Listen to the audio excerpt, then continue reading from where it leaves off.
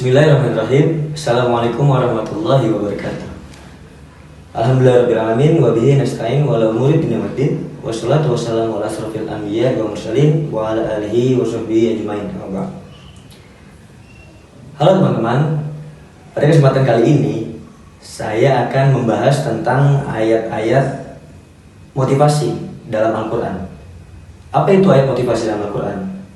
Ayat-ayat motivasi dalam Al-Quran adalah ayat-ayat yang memberikan kita semangat, harapan untuk kita lebih kuat dalam menjalani kehidupan kita ini. Nah, salah satu contohnya terdapat dalam Quran Surat Al-Baqarah ayat 286 yang dalam potongan ayatnya itu berbunyi, artinya Allah tidak akan membebani seseorang melainkan sesuai kemampuannya. Nah, maksud dari ayat itu adalah Allah itu gak bakal yang namanya memberikan cobaan kepada kita kalau kita nggak sanggup menjalaninya. Pernah nggak sih teman-teman nih lagi sibuk-sibuknya kuliah, lagi banyak pikiran, tugas numpuk, apalagi akhir bulan ya, duit, krisis keuangan tuh lagi susah gitu. Terus kalian mikir kayak, aduh kok hidup gini banget ya, kok kayak susah banget gitu, apa cuman aku doang yang kayak gini? Tapi enggak teman-teman, enggak cuma teman-teman yang kayak gitu, semua pasti ngerasain seperti itu. Dan teman-teman dikasih cobaan kayak gitu, itu karena Allah tahu kamu mampu melewatinya gitu, kamu mampu melewati masalah-masalah atau cobaan-cobaan yang Allah berikan kepada kamu. Jadi se-struggle-struggle hidup kamu, sesulit-sulitnya, sebanyak-banyak masalah yang lagi kamu hadapin, kamu harus yakin kalau kamu tuh capable, kamu tuh mampu buat lewatin masalah-masalah itu, cobaan-cobaan itu.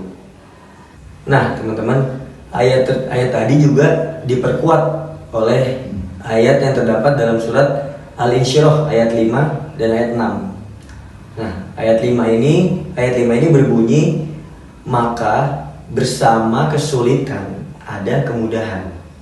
Lalu diperkuat lagi di ayat ke-6-nya, sesungguhnya bersama kesulitan ada kemudahan. Nah, ayat ini tuh Allah bilang di ayat ini bahwa bersama kesulitan. Kata kuncinya di kata bersama, teman-teman. Bersama kesulitan ada kemudahan.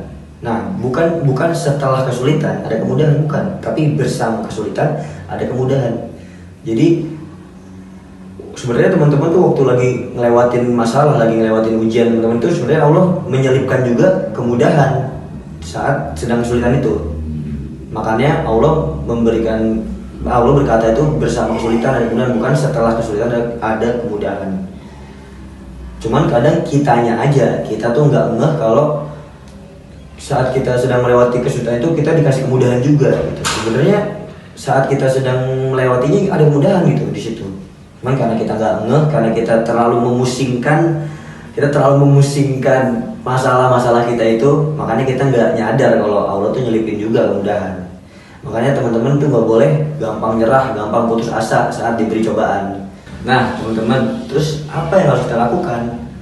Nah, yang harus kita lakukan ini terdapat juga penjelasannya dalam Quran Surat Ali Imran ayat 200, yang artinya, wahai orang-orang yang beriman, bersabarlah, kuatkanlah kesabaranmu, tetaplah siaga, bertawakallah agar kamu termasuk orang yang beruntung.